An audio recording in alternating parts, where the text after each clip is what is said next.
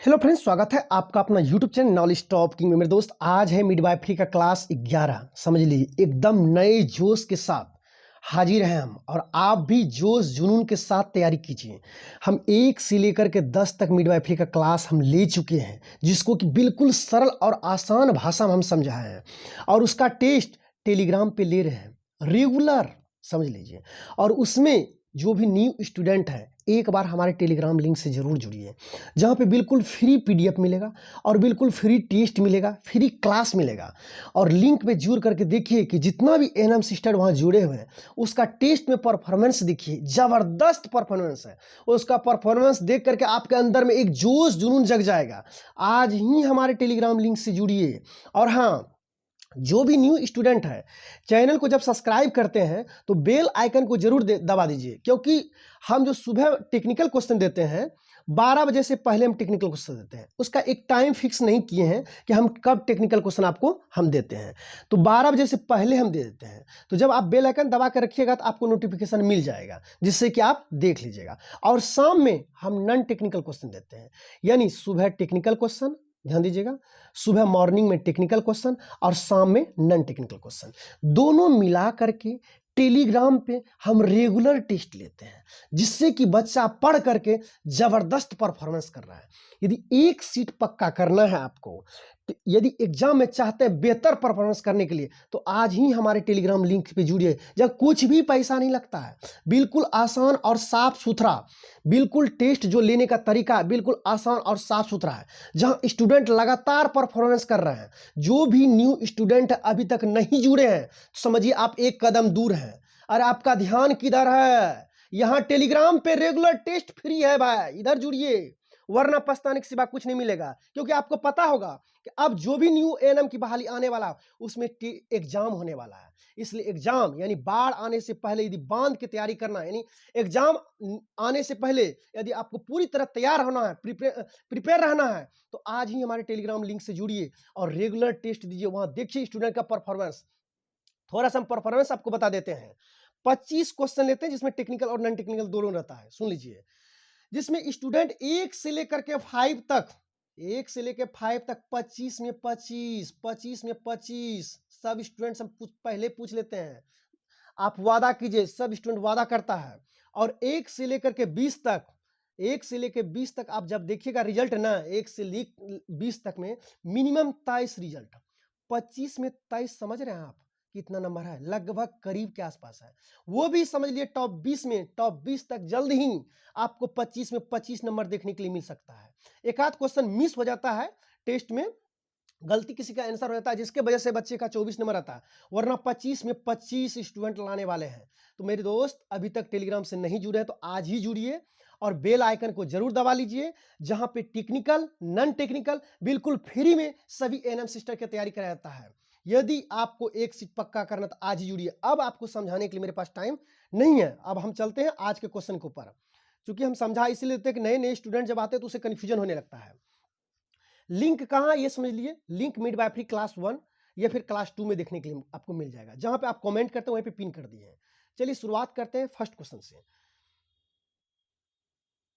First question है, नवजात शिशु की आवश्यक देखभाल में की जाने वाली स्वच्छ तकनीक है। देखिए, जो नवजात शिशु है उसके देखभाल में उपयोग की जाने वाली स्वच्छ तकनीक क्या है?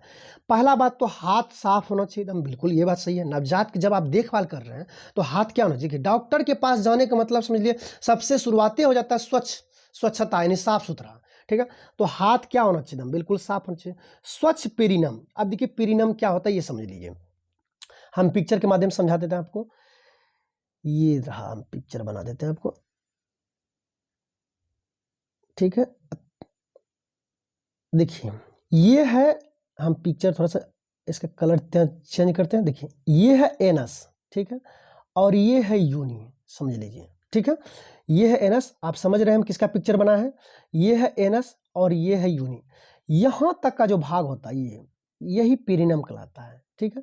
तो नवजात शिशु को जब देखभाल कीजिएगा तो उसमें ये वाला पार्ट, ये वाला जो पार्ट देख रहे हैं, ये वाला पार्ट एकदम साफ होना चाहिए, इसे ही पेरिनम कहते हैं, ठीक है। तो स्वच्छ हाथ होना चाहिए, स्वच्छ पेरिनम होना चाहिए। और तीसरा है क्लीन कटिंग कॉर्ड। अब क्लीन कटिंग कॉर्ड क्या होता है ये समझ लीजिए। देखिए ये है एमनिकल कॉर्ड, समझ लीजिए ये है एमनिकल कॉर्ड। इसका कलर हम चेंज कर देते हैं ताकि समझ में आप हो जाए। ये है एमनिकल कॉर्ड। एमनिकल कॉर्ड को जो काटने के लिए जो मशीन रहता है, जो मतलब हथियार रहता है, उसे ही एमनिकल कटिंग कॉर्ड कहते हैं। वो कहता है कि नवजात शिशु जब देखभाल कीजिएगा तो वो साफ सुथरा होना चाहिए। जो हथियार जिससे आप इसका एमनिकल कॉर्ड काटिएगा, ये कॉर्ड, ठीक है, वो उस काटने वाला जो हथियार होना चाहिए एकदम बिल्कुल मैंने समझ ली स्वच्छ, एकदम क्लीन होना चाहिए, क्लीन। इसमें कहीं कोई दिक्कत नहीं होना चाहिए, एकदम साफ सुथरा इसमें होना चाहिए इसी को काटने के लिए। यही एमनिकल कॉर्ड, जब बच्चे का जन्म लेता है तो ये क्या करता है, काट दिया जाता है। ये है एमनिकल कॉर्ड। ठीक है, आगे बढ़ते हैं। तो क्लीन कटिंग कॉर्ड समझ गए, यानी एमनिकल कॉर्ड को जो काटने के लिए हथियार रहता है, ठीक है, वो कैसा होना चाहिए, स्वच्छ तकनीक, एकदम बिल्कुल क्लीन होना चाहिए। तो नवजात शिशु के देखभाल के लिए क्या आवश्यक होना चाहिए, साफ हाथ होना चाहिए, स्वच्छ पेरिनम होना चाहिए, क्लीन कटिंग कॉर्ड होना चाहिए, एकदम साफ हथियार होना चाहिए, यानी उपयुक्त सभी तीनों चीजों की आवश्यकता होता है। और तीनों ही बिल्कुल क्या होना चाहिए, साफ होना चाहिए, स्वच्छ तकनीक का उपयोग करना चाहिए। आगे बढ़ते हैं। आगे है वह इम्यूनोग्लोबिन जो माता के दूध में पाया जाता है। देखिए इम्यूनोग्लोबिन क्या होता है ये समझ लीजिए। इम्यूनोग्लोबिन कहिए या फिर एंटीबॉडी कहिए, ठीक है, इम्यूनोग्लोबिन कहिए या फिर एंटीबॉडी कहिए। इम्यूनोग्लोबिन एंटीबॉडी दोनों एक ही होता है, ये प्रोटीन का बना होता है, समझ लीजिए। अब एंटीबॉडी क्या होता है और इम्यूनोग्लोबिन क्या होता है ये समझ लीजिए। इम्यूनोग्लोबिन को आईजी से डिनोट करते हैं या फिर इसे एंटीबॉडी कहते हैं। अब इसे सरल भाषा में समझ लिए तब हम आगे बताते हैं। एंटीबॉडी देखिए, जैसे कि हमारे देश में बॉर्डर पे देखिएगा सेना खड़ा रहता है। मान लीजिए पाकिस्तान, इधर पाकिस्तान है, इधर भारत है, ठीक है, यहाँ बॉर्डर पे सेना रहता है खड़ा, सेना रहता नहीं रहता खड़ा। तो जब कभी भी पाकिस्तान की तरफ से कोई आतंकवादी घुसता है, ये सेना क्या करते हैं, मार करके इसको पृष्ठ कर देता है, करता ही नहीं करता है, भगा देता है यहाँ से मार करके। यदि कमजोर सेना होगा तब तो पाकिस्तान अभी जो नक्सली है वो क्या हो जाएंगे, अंदर घुस जाएंगे। आतंकवादी जो है वो क्या हो जाएंगे, अंदर घुस जाएंगे। उसी तरह से हमारे शरीर की रक्षा के लिए शरीर में 5 प्रकार के एंटीबॉडी पाए जाते हैं, समझ लीजिए। पांचों प्रकार के एंटीबॉडी का काम क्या होता है कि मान लीजिए आपका ये शरीर है, ठीक है, शरीर के ऊपर से कोई वायरस, कोई बैक्टीरिया, कोई इन्फेक्शन या कोई तरह की बीमारी अटैक किया, यदि आपके शरीर में एंटीबॉडी पाया जाता है, समझ लीजिए, यानी वो आर्मी है एक तरह से। यदि वो कमजोर हो गया तब तो वो प्रवेश कर जाएगा और आप क्या हो जाइएगा, बीमार हो जाइएगा, ठीक है। तो वो जो 5 प्रकार का एंटीबॉडी पाया जाता है एक तरह से प्रतिरक्षी है, यानी बाहर से कोई भी तरह का संक्रामक बीमारी आ रहा है या कोई तरह का वायरस है, यदि आपके शरीर के ऊपर अटैक कर रहा है तो कौन लड़ता है, वो 5 जो एंटीबॉडी है वो लड़ता है, अंदर प्रवेश करने नहीं देता। चलो भागो भागो, बाहर में ही उसको मार के। कभी कभी आप देखे होंगे, फील किए होंगे कि मान लीजिए कहीं आपको जख्म लग गया शरीर के ऊपर, इस तरह जख्म लग गया हुआ, देखिएगा कि जख्म लगने के बाद यदि कट जाता है तो देखिएगा उसके ऊपर एक लेयर बन जाता है, थोड़ा सा पतला ऐसा लेयर बन जाता है, कुछ दिन के बाद सूखा सूखा जैसा। वो क्या है, हमारे अंदर से कुछ सेना लड़े, बाहर से जो मना अटैक हुआ वो दोनों आपस में लड़ करके यही बॉर्डर पे बन करके जमा हो जाता है, समझे। कुछ सेना हमारे अंदर से भी मरते हैं, कुछ बाहर, यानी कुछ एंटीबॉडी हमारे शरीर के भी मरते हैं और कुछ बाहर से भी जो अटैक किया हुआ दोनों मर जाते हैं उसी जगह। नहीं तो वरना घाव हो गया तो अंदर प्रवेश करने में बैक्टीरिया देर लगाएगा नहीं, आपके शरीर का जो एंटीबॉडी है वो रक्षा करता है, यानी शरीर का वो आर्मी है एक तरह से, ठीक है।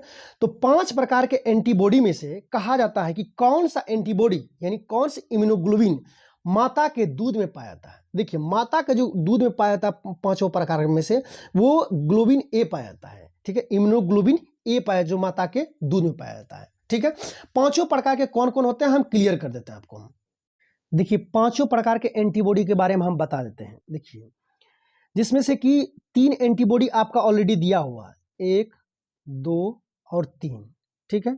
बाकी जो बचा हुआ एंटीबॉडी वो हम आपको बता देते हैं। एक होता है IgE, ध्यान दीजिएगा, और एक होता है IgD, ठीक है। वैसे ऑप्शन में हम चारों वही देते तो ज़्यादा अच्छा रहता। तो 1, 2, 3 और 4 और 5, ये 5 प्रकार के एंटीबॉडी शरीर में पाए जाते हैं, ठीक है। जिसमें से समझ लीजिए, जिसमें से माता का जो दूध में पाया जाता है वो एंटीबॉडी ए पाया जाता है। और सबसे अधिक मात्रा में यदि पूछा जाए सबसे अधिक मात्रा में कौन पाया जाता है ये समझ लीजिए। देखिए सबसे अधिक मात्रा में जो पाया जाता है वो पाया जाता है, इसमें दिया हुआ नहीं है, IgG, ठीक है, ये सबसे अधिक मात्रा में पाया जाता है एंटीबॉडी। ठीक है, मानव शरीर में सबसे अधिक मात्रा में पाया जाता है। इसके बारे में एक क्वेश्चन पूछा गया। पांचों प्रकार के एंटीबॉडी में से दो सवाल एग्जामिनर ने बार बार पूछा है।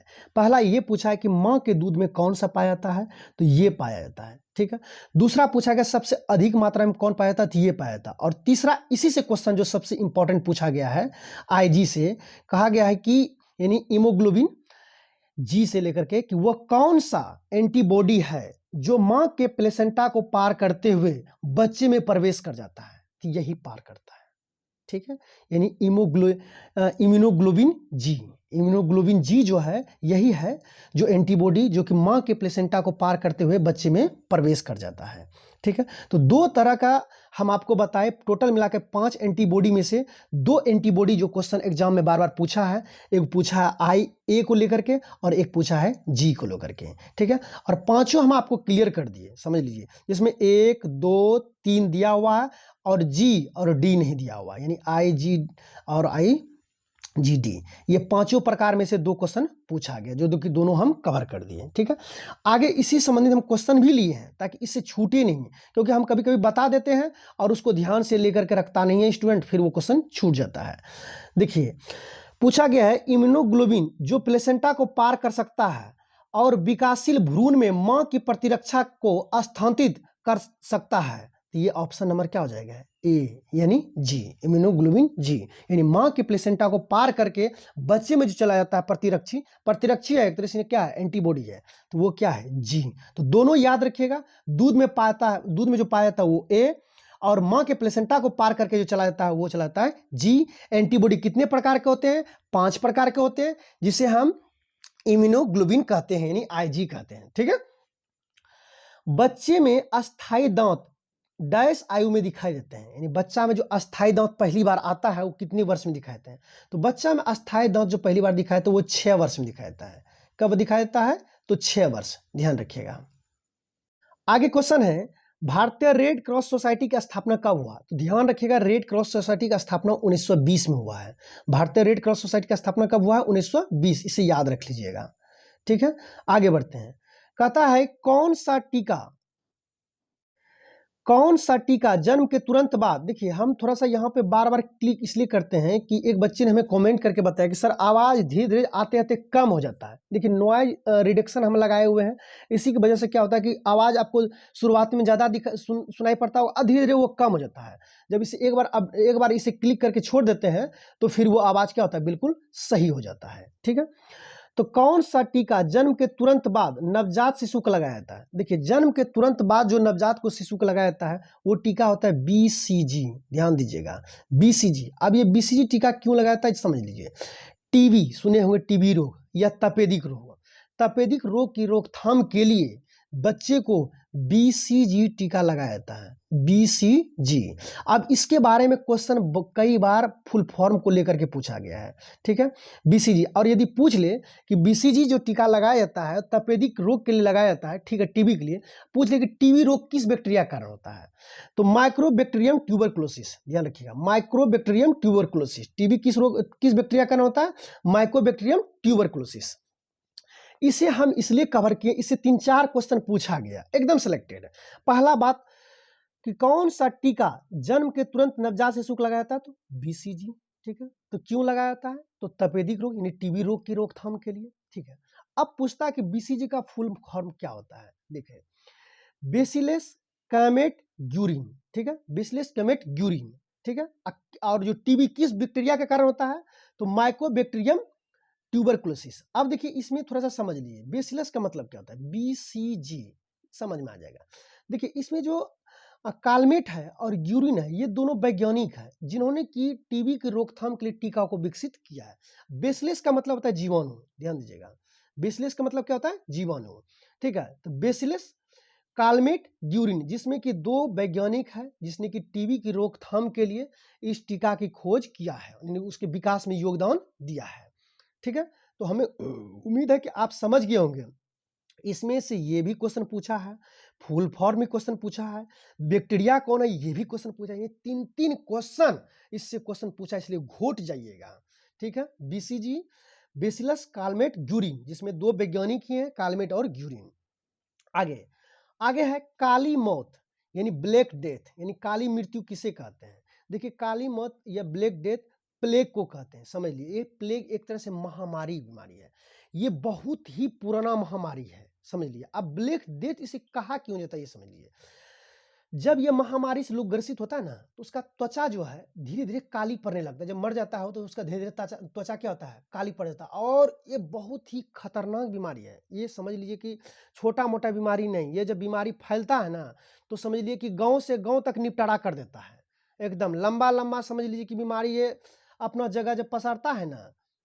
इसका जो रूप देखने के लिए मिला था, सबसे खतरनाक रूप, ये समझ लिए 14वीं शताब्दी में, समझ लिए 14वीं शताब्दी में यूरोप और एशिया में एकदम तबाह मचा दिया था ये काली मृत्यु, ठीक है, जिसे ब्लैक डेथ कहते हैं। किसके कारण होता है? प्लेग के कारण। तो ये कई बार क्वेश्चन पूछा गया, इसलिए हम इस क्वेश्चन को हम कवर किए हैं, ठीक है। 14वीं शताब्दी में देखा गया कि एशिया और यूरोप में तबाही मचा दिया गया। अब आपके दिमाग में होगा सर इसके बारे में थोड़ा सा और डिटेल थोड़ा बता दीजिए। हम जरूर बता देंगे इसके बारे में, ये फैलता कैसे है।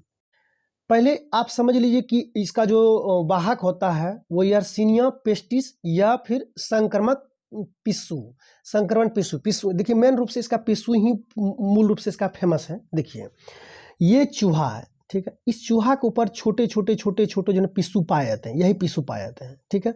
जब ये चूहा संक्रमित होता है ना, ठीक है, जब चूहा ये संक्रमित हो जाता है तो इस संक्रमित चूहा को मान लीजिए कि बिल्ली खा गया, ठीक है, बिल्ली खा गया और वो बिल्ली संक्रमित हो गया। अब वो संक्रमित हो गया तो वो बिल्ली किसके संपर्क में आता है? देखिएगा मनुष्य के संपर्क में ही रहता है, बिल्ली कहीं इधर उधर नहीं रहता है। देखिए बिल्ली यदि खा लिया तो मनुष्य के आसपास ही संपर्क में रहता है। यह पिस्सू जब मान लीजिए कि चूहा को खा गया और सब जानवर को खून पी करके उसको जान से मार दिया, अब क्या करेगा? यह पिस्सू धीरे धीरे धीरे धीरे मनुष्य की ओर प्रवेश करना शुरू कर देता है और जा करके मनुष्य को भी प्रभावित करना क्या करता है? शुरू कर देता है। ये चूहा के ऊपर ये पिस्सू पाया जाता है, इसलिए पूछता है संक्रमण क्या है? पिस्सू। ये पिस्सू चूहा के ऊपर ही पाया जाता है। देख रहे हैं पिस्सू कैसा है? ये धीरे धीरे चूहे को संक्रमित करता है और चूहा को मान ली बिल्ली खाया, बिल्ली आदमी के करीब में आया किसी कारणवश, या किसी को छुआ हुआ और वहां से मनुष्य जो प्रभावित होना शुरू हो जाता है। ये बहुत ही खतरनाक बीमारी है, बहुत पुराना महामारी है, जो कि बोले ना आपको एशिया और यूरोप में बहुत भयानक। कभी भी आपको देखने का मन होगा तो यूट्यूब एक बार आप खोलिएगा, यूट्यूब में उसका ब्लैक डेथ का जो है ना दिखाता है, वीडियो बनाया हुआ है, देखिएगा तो आपको देख करके दंग रह जाइएगा। इसका कहानी भी है, जिसका कहानी हम इसमें तो नहीं बता सकते हैं। इसका कहानी बहुत बड़ा कहानी है, किस कारण से कैसे कैसे ये फैला था, ठीक है। चलते हैं आगे। हम क्वेश्चन आगे क्वेश्चन है, डीपीटी टीका दिया जाता है इंट्रामस्कुलर मार्ग के द्वारा। ध्यान दीजिएगा, हमें उम्मीद है कि आप इसे समझ गए होंगे, क्योंकि इसी विभाग से है तो आप इसको समझने में कोई दिक्कत नहीं होगा। डीपीटी टीका जो दिया जाता है इंट्रामस्कुलर मार्ग के द्वारा। इसमें जो क्वेश्चन अक्सर पूछा जाता है, पहली बात तो टीका के बारे में समझ गए। इस डीपीटी का फुल फॉर्म पूछता है बहुत ज़्यादा, समझ लिए। डीपीटी का फुल फॉर्म होता है डिप्थीरिया, ध्यान दीजिएगा, डिप्थीरिया, पर्टूसिस। पर्टूसिस का मतलब होता है काली खांसी, ठीक है, और टी का मतलब होता है टेटनस, ठीक है। तो याद रखिएगा डिप्थीरिया से डिप्थीरिया, पर्टूसिस और टेटनस। डीपीटी का फुल फॉर्म याद रखिएगा, डिप्थीरिया, पर्टूसिस और tetanus. Diphtheria, pertussis, tetanus. Diphtheria, pertussis, tetanus. Diphtheria, pertussis, tetanus. Diphtheria, pertussis, tetanus. ये एकदम पूरा याद रख लीजिएगा, फुल फॉर्म पूछता है, जिसमें पर्टूसिस को हम काली खांसी भी कहते हैं, ठीक है। तो यहाँ सवाल है आपका कि डीपीटी दिया जाता है इंट्रामस्कुलर मार्ग के द्वारा, और डीपीटी का फुल फॉर्म भी आप बता दिया आपको, ठीक है, डिप्थीरिया, पर्टूसिस और टेटनस। आगे बच्चा, देखिए अगला क्वेश्चन है, बच्चे का इंटीरियर फोंटनल किस उम्र में बंद होता है? देखिए बच्चे का इंटीरियर फोंटनल किस उम्र में बंद होता है? तो इसका आंसर हो जाएगा 18 माह में। 18 माह में क्या होता है? बंद हो जाता है। हम आपको दिखाते हैं इंटीरियर फोंटनल क्या होता है। आप देखे होंगे छोटे बच्चे को, यहाँ पे देखिए ऊपर में जो छोटा बच्चा आता है तो देखिएगा ये उठता है बैठता है, उठता बैठता नहीं, ऊपर नीचे देखो, मस्तिष्क के ऊपर पे देखिएगा थोड़ा सा लगेगा ऊपर उठता बैठता, माथा के ऊपर जो ना उठते बैठते रहता है, यही रहता है। ये लबडब लबडब मतलब ऊपर नीचे ऊपर नीचे ऊपर नीचे ऊपर नीचे करते रहता है, यही भाग होता है फोंटनल, ठीक है। ये 18 मंथ में क्या होता है? बंद हो जाता है। यदि छोटे बच्चे को आप खिलाए होंगे, गोद में लिए होंगे, तो उसके मस्तिष्क के ऊपर देखिएगा, आपको जब देखिएगा तो कुछ एहसास जैसा हाथ धरेगा लगेगा कुछ ऊपर नीचे ऊपर नीचे ऊपर नीचे ऊपर नीचे हो रहा है, ठीक है। यही होता है इंटीरियर फोंटनल, जो कि 18 मंथ में जनरली क्या होता है? बंद हो जाता है, ठीक है। हाँ, इससे संबंधित एक क्वेश्चन और है, एक जगह क्वेश्चन में दिया हुआ था कि 9 मंथ से लेकर के 18 मंथ, यदि आपको रेंज में दिया है तो आप रेंज में मारिएगा, और सीधा दिया 18 मंथ तो सीधा आप 18 मंथ मारिएगा। कहीं कहीं रेंज में देता है, जनरली आपको देखने के लिए मिलेगा कि ये कब बंद हो जाता है, तो 18 मंथ में बंद हो जाता है। तो हमें उम्मीद है कि ये फॉन्टेनल आप, तो इस क्वेश्चन को आप अच्छी तरह से समझ गए होंगे। फॉन्टेनल किस उम्र में बंद होता है, तो 18 माह में बंद होता है। ठीक है, आगे नवजात की ऊंचाई कब दोगुनी हो जाती है। ठीक है, नवजात की जो ऊंचाई दोगुनी होती है वो 4 वर्ष में, ध्यान रखिएगा 4 वर्ष में क्या होता है, दोगुनी हो जाता है। आपको जो हम एंटीबॉडी के बारे में बताए या इम्यूनोग्लोबिन, उसमें IgA और IgG ये दोनों याद रख लीजिएगा, ये सबसे अधिक मात्रा में पाया जाता है और यही मां के प्लेसेंटा से पार करके बच्चे में प्रवेश करता है, बाकी कोई नहीं। और ये मां के दूध में पाया जाता है। 5 प्रकार के एंटीबॉडी होते हैं। एंटीबॉडी क्या काम होता है, बाहरी प्रतिरक्षा, नहीं बाहर से कोई तरह का रोग या वायरस संक्रमण आपके शरीर पे हो रहा है, उससे रोकथाम के लिए हमारे शरीर में नेचुरली रूप से एंटीबॉडी पाया जाता है, उसको सोचने की जरूरत नहीं है। हमें उम्मीद है कि ये क्लास आपको बहुत ही अच्छा लगा होगा, और एक लाइक करते हुए जरूर जाइएगा, क्लास अच्छा लगा होगा तो।